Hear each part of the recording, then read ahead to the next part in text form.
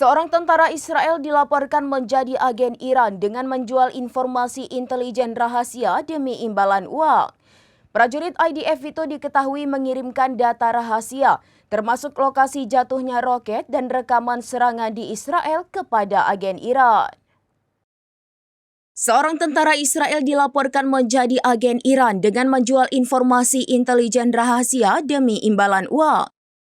Prajurit IDF itu diketahui mengirimkan data rahasia, termasuk lokasi jatuhnya roket dan rekaman serangan di Israel kepada agen Iran. Dikutip dari Ynet News, pasukan Israel itu terbukti memberikan informasi rahasia kepada pengintai dari Iran.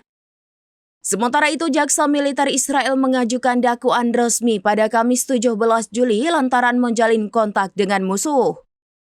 Diketahui penangkapan dilakukan oleh Shin Bet, Kepolisian Israel dan Divisi Investigasi Kriminal atau CID-IDF.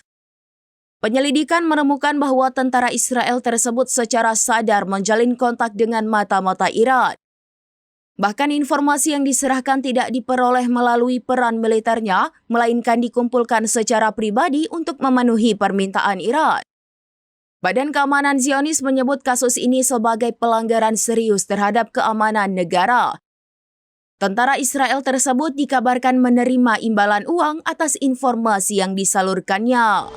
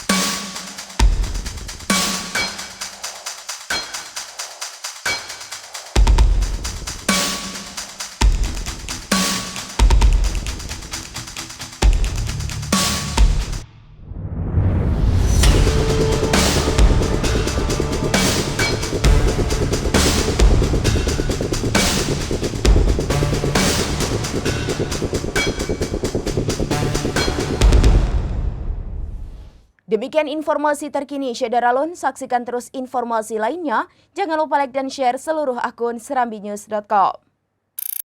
Download Tribun X sekarang, menghadirkan lokal menjadi Indonesia.